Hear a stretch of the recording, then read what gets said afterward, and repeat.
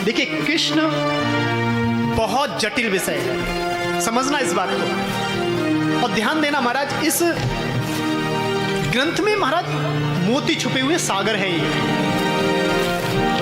बस पात्रता आपकी होनी चाहिए। लोग समुद्र में जाते हैं, कुछ मछली पकड़ के ले आते हैं और कुछ गोताखोर होते हैं उसमें से मोती निकाल के ले आते हैं। तो ये आप पे निर्भर करता है कि आप इस भागवत रूपी सागर से मछली पकड़ के लौट रहे हो या फिर मोती निकाल रहे हो या फिर खाली हाथ जा रहे हो। ये आप पे है, क्योंकि कदाचित आप महाराज यहां बैठे तो हो, लेकिन ये जरूरी नहीं कि आप बैठे हो। यानी कि अगर आप यहां बैठे हो, आपके साथ साथ आपका मन भी यहां बैठना चाहिए। आप यहां बैठे हो, मणिराम अगर दुकान पे हैं तो कोई फायदा नहीं, मन को भी खींच के रखना। ये जो कथा है, इस कथा के पंडाल में आपको सबसे विशिष्ट क्या चीज मिल सकती है? आपकी विचारों की शुद्धि हो सकती है। ये सारा सत्संग जो है, सारे शास्त्र हैं, पुराण हैं, वेद हैं, ये सबसे अनमोल चीज क्या दे सकते हैं? आपके विचारों में परिवर्तन हो जाए। और ध्यान देना इस बात को, ये जो युग परिवर्तन है ना, यही विचार परिवर्तन है। अगर आपके सात्विक विचार हो जाए तो महाराज आज यहां सतयुग प्रकट हो जाएगा। विचारों की प्रधानता है।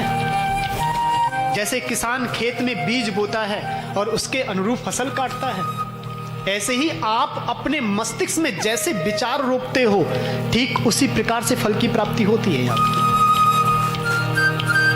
विचारों की शुद्धि, मन की शुद्धि, ये भागवत के द्वारा होती है।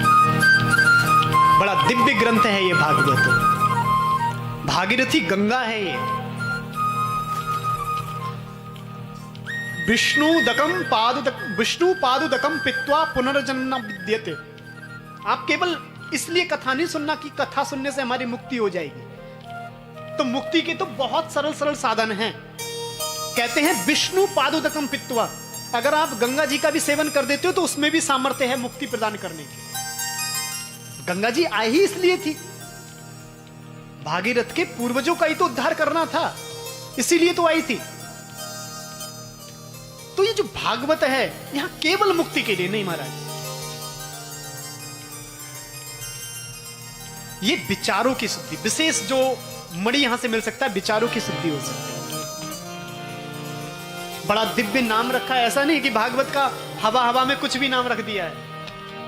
आजकल होता है ना महाराज, ऊहड़मड़, चूहड़मल, रिंकू, चिंटू, पिंटू, कुछ भी रख देते हैं। लेकिन भागवत का नाम बड़ी सोच समझ के रखा हुआ है। यथा नाम तथा गुण, जैसा नाम होता है ना, वैसे ही गुण भी प्रकट होते हैं। यथा नाम तथा गुण। तो भागवत का नाम लिखा है श्रीमद् भागवत महापुराण। इसे महापुराण की संज्ञा मिली है। भागवत पुराण नहीं, महापुराण है। पुराण के 5 लक्षण होते हैं, भागवत के 10 लक्षण हैं, क्योंकि महापुराण है। समझते हैं इस भागवत के नाम को ही। भागवत क्या है? पहला नाम श्री। श्री क्या है? अगर नारद पांचरात्र का आश्रय लें तो 2-4 घंटे तो श्री पर ही कथा हो सकती है, इतना विज्ञान है श्री का। आपके लिए विषय थोड़ा सरल कर देते हैं। श्री क्या है? जय जय श्री राधे। राधा रानी ही भागवत में श्री रूप में विराजमान है। भागवत में राधा जी का नाम नहीं, काम बोलता है। कहीं भी देखिए, पूरी भागवत में कहीं भी आपको राधा जी का नाम नहीं मिलेगा। पूरी भागवत 2 जगह सुखदेव जी ने राधसा राधिका कह करके उच्चारण किया है, लेकिन स्पष्ट रूप से राधा नाम नहीं लिया। यहां राधा जी का काम है महाराज।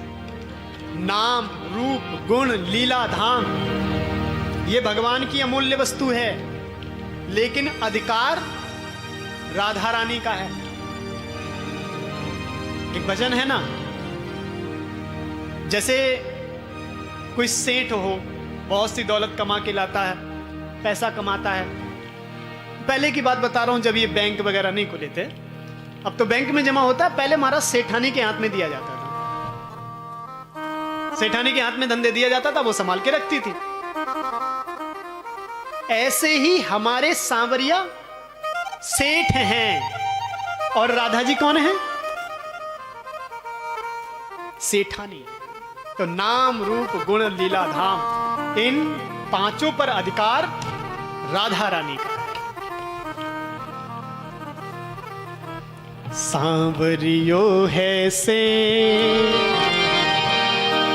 सांवरियो है सेठ, हमारी राधा जी सिठानी है। सांवरियो है सेठ, सांवरियो है सेठ, हमारी राधा जी सिठानी है। सांवरियो है सेठ, सांवरियो है सेठ, हमारी राधा जो सिठानी है। सब जग की महारानी है।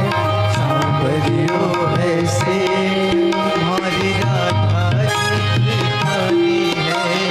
सांवरियो है सेठ, सांवरियो है सेठ, हमारी राधा जो सिठानी है। सब जग की महारानी है। सांवरियो है सेठ, सांवरियो है सेठ।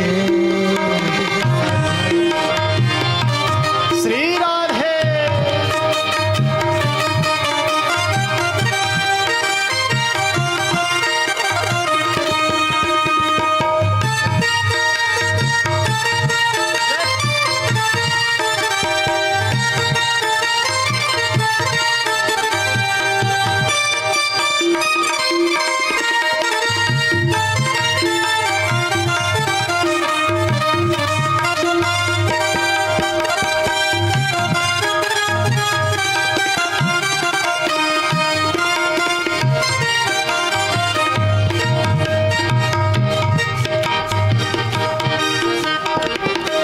बोलिए सांवरिया सेठ की।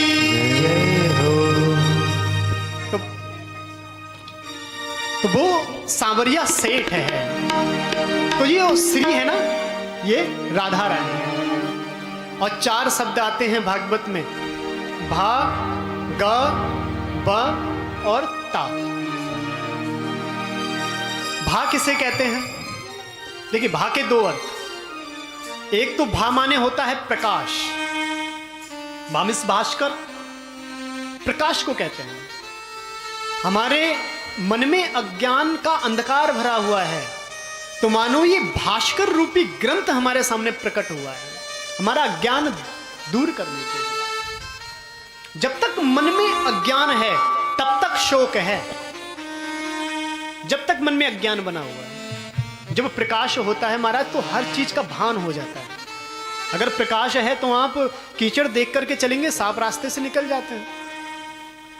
तुलसीदास जी ने एक सुंदर दृष्टांत दिया है, अन्य शास्त्रों में भी कई जगह दृष्टांत मिलता है, रज्जु सर्प का। जैसे कि अंधकार में एक रस्सी को देखकर सर्प का भान हो जाता है, ये कहीं सर्प तो नहीं है, लेकिन जब वही रस्सी प्रकाश में देखी जाती है तो वो भान दूर होता है, वो भय दूर हो जाता है, और अपने ऊपर हंसी भी आती है।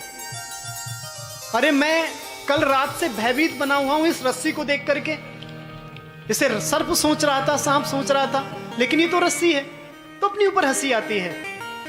ऐसे ही महाराज प्रत्येक जीव शोक ग्रस्त तब है जब तक अपने वास्तविक स्वरूप को नहीं जान लेता। तो भा से प्रकाश हो गया, और दूसरा भा से भक्ति हो गई, और दूसरा शब्द आता है ज्ञान। ज्ञान क्या है? मन में शोक कब तक बना हुआ है? जब तक स्वता का ही स्व का ज्ञान नहीं हो जाता, अपने आप का ज्ञान नहीं हो जाता। एक स्वाध्याय शब्द आता है ना, स्वाध्याय तो अधिकतर अब अध्ययन में लेते हैं, अध्ययन भी है उसका, लेकिन अगर व्याकरण के आधार पर देखें, स्वाध्याय यानी कि अपना अध्ययन कर लेना, यह भी स्वाध्याय है। हमारे शास्त्रों में कहा है, हमारे मनीषियों ने कहा है, कुछ समय आप अपने लिए भी निकालो, कुछ अपना भी चिंतन करो। आप कौन हो, किस लिए आए हो, ये भी चिंतन होना चाहिए। अपने आप को जानना ही ज्ञान है। बहुत से शास्त्र, पुराण, उपनिषद याद कर लेना, इसको ज्ञान की संज्ञा नहीं दी गई। अपने आप को जान लेना ज्ञान है। हनुमान जी ने बताया था, जब हनुमान जी गए थे ना लंकापुरी, वाल्मीकि रामायण में बड़ा सुंदर ये दृष्टांत आता है। जब लंका में गए और रावण ने हनुमान जी को पकड़ लिया, बेड़ियों से जकड़ दिया और पूछा हनुमान जी से कि तू कौन है। हनुमान जी चक्कर में पड़ गए कि मैं कौन हूं। उन्होंने सोचा अगर ये पूछता राम कौन है तो पहली राम कथा 9 दिन की यहीं करता, लेकिन ये कहता कि तू कौन है। माता जानकी के द्वारा दी हुई चूड़ामणि को देखा, ध्यान आया, हाथ उठा दिए दोनों और उस भरी सिवा में चित्कार करके कहा हनुमान जी ने, दासो हम कौशलेंद्रस्य, मैं दास हूं कौशलेंद्रस्य, भगवान श्री राम। रावण ने कहा तू दास है? अरे मैं सोचा कहीं का राजा होगा, कहीं का राजकुमार होगा, तू तो दास है। हनुमान जी ने भी मुस्कुरा के कहा, अरे रावण, तू काम का दास, मोह का दास, द्वेष ईर्ष्या का दास, अपनी इंद्रियों का दास, और मैं केवल राम का दास। मैं केवल राम का दास हूं। जो राम की दास्यता ग्रहण कर लेता महाराज, वो सबका स्वामी बन जाता है। तो अपने आप को जान लेना ही ज्ञान है। भाग बा से वैराग्य। वैराग्य किसे कहते हैं? दो वस्तुओं को अलग अलग तरीके से देखना, वो है वैराग्य। क्या सही है, क्या गलत है, दोनों पे विचार करना, वो वैराग्य है। और चौथा शब्द आता है ता। ता मीन्स होता है त्याग। त्याग, किस चीज का त्याग करें महाराज? और ये त्याग जो शब्द है, और अधिकतर हम ये वैराग्य है, अनासक्ति है, इनको पर्यायवाची मान बैठे हैं। लेकिन आप विचार करेंगे, ये वैराग्य, त्याग ये वैराग्य का पर्यायवाची शब्द नहीं है। अरे वैराग्य तो महाराज बहुत ऊंची स्थिति है। वैराग्य किसे कहते हैं? वैराग्य श्री सुखदेव जी महाराज। वैराग्य मतलब जो किसी में आसक्त नहीं है। किसी में मतलब वो तिजोरी में भी आसक्त नहीं है और त्याग में भी आसक्त नहीं है।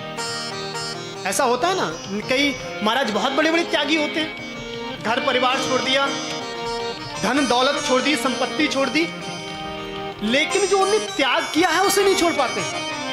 उनको त्याग का अभिमान हो जाता है, हम बहुत बड़े त्यागी हैं, इस बात का अभिमान हो जाता है।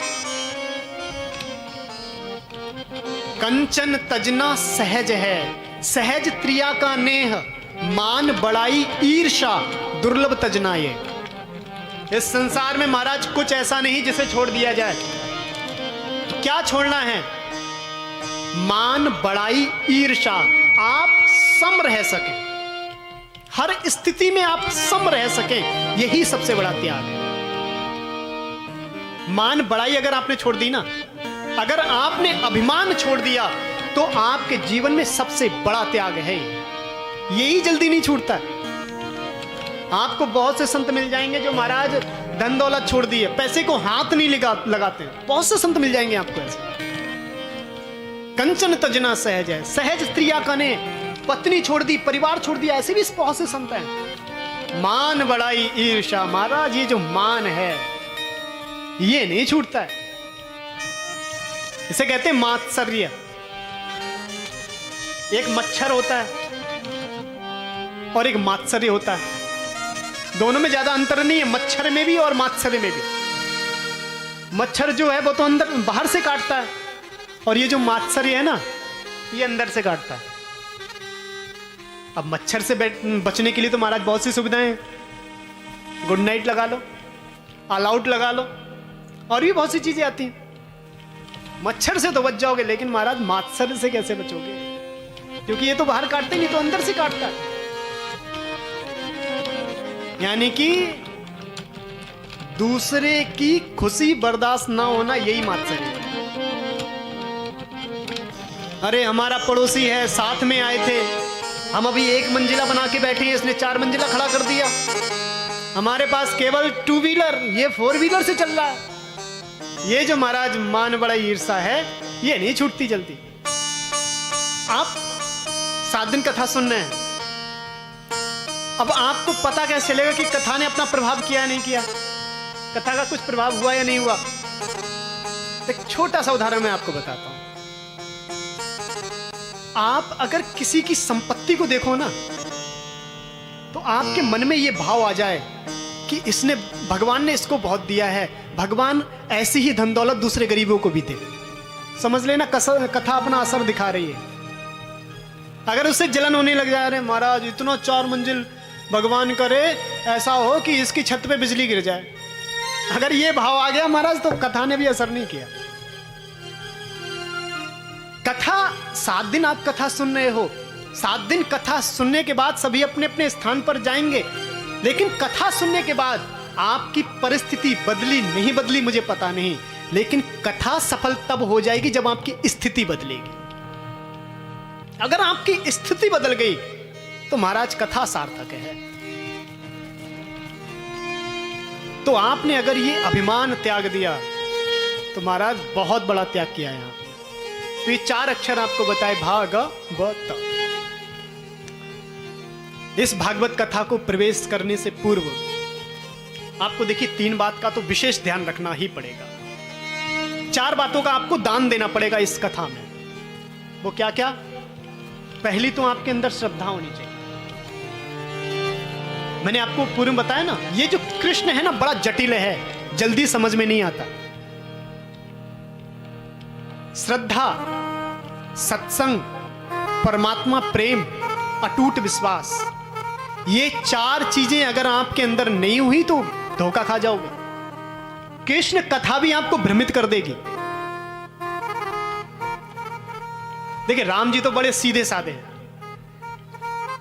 और आप देखेंगे कहीं भी राम जी से परिचय पूछा गया है ना, तो उन्होंने यही कहा कि दशरथ पुत्र और संतों का दास श्री राम, मैं राम हूं। लेकिन भगवान ने छाती ठोक करके कहा मैं भगवान हूं। तो महाराज भगवान इतनी जल्दी बुद्धि में नहीं आते, और कहें महाराज बुद्धि में वो आ भी नहीं सकते। जहां आपने भगवान में बुद्धि लगा दी वहीं गड़बड़ हो जाएगा। भगवान बुद्धि में नहीं आते। अगर आप बुद्धि में आ भी गए महाराज, तो साफ सा अर्थ है कि यानी कि आपकी बुद्धि भगवान से बड़ी है। भाई एक अगर जल एक लोटे में आ जाता है तो यानी कि लोटा बड़ा है, जल का स्तर कम है। तो बुद्धि में भगवान नहीं आते। तो भगवान समझ में कैसे आते हैं? बुद्धि के समर्पण से भगवान समझ में आते हैं। बुद्धि लगाने से भगवान समझ में नहीं आते। तो 4 चीजें, श्रद्धा, परमात्मा प्रेम, सत्संग और दृढ़ विश्वास, ये 3 चीजें होंगी, 4 चीजें होंगी, तब आप कृष्ण को समझ पाओगे। बहुत से शंका कर बैठते हैं। चीर हरण लीला में, गोपी गीत में शंका होती है, और इतनी शंका हुई। पहले तो भागवत में से गोपी गीत को हटाने का बहुत प्रयास किया गया। वो तो संत ने बहुत से प्रमाण दिए, तब गीता प्रेस में ये छपा है। आप देखेंगे 10वें स्कंद के 31वें अध्याय में जब गोपी गीत प्रारंभ किया है तो बहुत से प्रमाण दिए हैं संतों ने। 2-3 पेजों में केवल प्रमाण हैं उसके, गोपी गीत के। तो समर्पण भाव जरूर होना चाहिए। और मैं कहूं महाराज आज के समय में बहुत जरूरी है ये कथा, बहुत जरूरी है सत्संग। आप अंतिम संवाद सुनेंगे जब, बोले जय श्री कृष्ण। विचार परिवर्तन की बहुत आवश्यकता है आज के समय में। तो 4 चीजों का आपको दान देना है।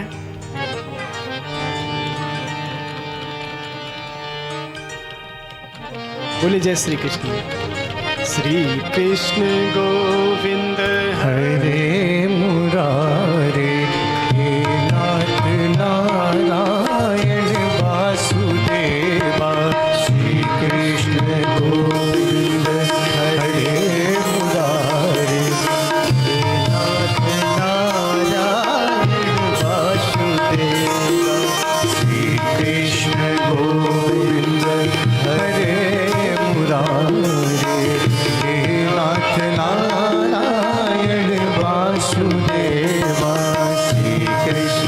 सब गाइए भाव से। हरे मुरारे हे नाथ नारायण वासुदेवा, हे नाथ नारायण वासुदेवा, हे नाथ नारायण वासुदेवा, हे नाथ नारायण वासुदेवा, हे नाथ नारायण वासुदेवा, हे लक्ष्मी नारायण वासुदेवा, हे लक्ष्मी नारायण वासुदेवा। बोलो कृष्णा कृष्णा कृष्णा, बोलो राधे राधे राधे, बोलो कृष्णा कृष्णा कृष्णा, बोलो राधे राधे राधे, बोलो कृष्णा कृष्णा कृष्णा, बोलो राधे राधे राधे, बोलो कृष्णा कृष्णा कृष्णा, बोलो राधे राधे राधे, बोलो कृष्णा कृष्णा कृष्णा, बोलो राधे राधे राधे, बोलो कृष्णा कृष्णा कृष्णा, बोलो राधे राधे राधे, बोलो कृष्णा कृष्णा कृष्णा, बोलो राधे राधे राधे, बोलो सब गाइए कृष्णा, बोलो राधे राधे राधे, बोलो कृष्णा कृष्णा कृष्णा, बोलो राधे राधे राधे, कृष्णा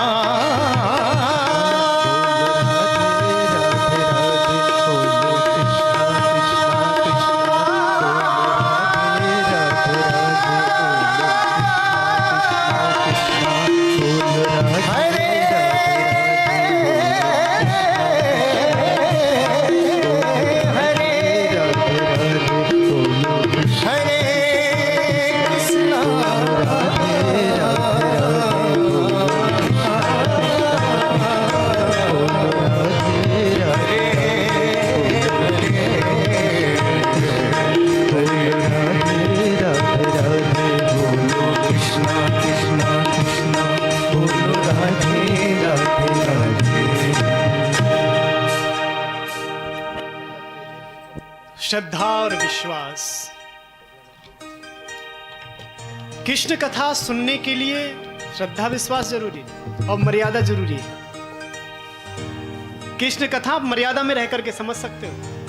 सुखदेव जी ने जब राजर्षि परीक्षित को कृष्ण कथा सुनना प्रारंभ किया था, दसम स्कंद में जब प्रवेश करने वाले थे, उससे पूर्व सुखदेव जी ने 2 अध्याय में राम कथा सुनाई। केवल 2 अध्यायों में। 2 अध्यायों में सुनानी थी तो नहीं सुनाते, 2 अध्यायों में क्यों सुनाई? मानो सुखदेव जी बताना चाहते हैं आप कृष्ण कथा को तभी समझ सकते हो जब मर्यादा में रह करके सुनोगे। इसलिए मर्यादा पुरुषोत्तम की कथा 2 अध्याय में सुना, तो मर्यादा जरूरी है कृष्ण कथा। श्रद्धा विश्वास रूपण सका भवानी शंकरौ वंदे श्रद्धा विश्वास रूपण। इन दोनों का आपको दाम यहां देना है। विश्वास कैसा? एक दृष्टांत से समझते हैं विश्वास कैसा हो। आपने देखा होगा बहुत से रस्सी पे चल करके, रस्सी पे चलते हैं, हाथ में लाठी, अपना बैलेंस बना करके चलते हैं। ऐसी महाराज एक कर्तव्य दिखा रहा था। उसने अपने पुत्र को कंधे पर बिठाला और 2 ऊंची बिल्डिंगों पर रस्सी बांधी। सभी पब्लिक नीचे खड़ी हुई थी, उस दृश्य को देख रही थी। उसने अपने लड़के को कंधे पर बिठाया और उस बिल्डिंग से चलना प्रारंभ किया और दूसरी बिल्डिंग तक पहुंच गया। सभी बड़े खुश हुए, सभी ने पैसा दिया, उसको तालियां बजाई।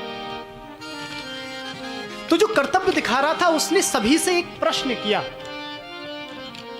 कि मैंने आप सभी के सामने एक रस्सी पर चल करके ये बिल्डिंग पार की, अपने पुत्र को बिठाला है, तो आपको विश्वास है कि अगर मैं ये काम दोबारा करूं तो कर सकता हूं?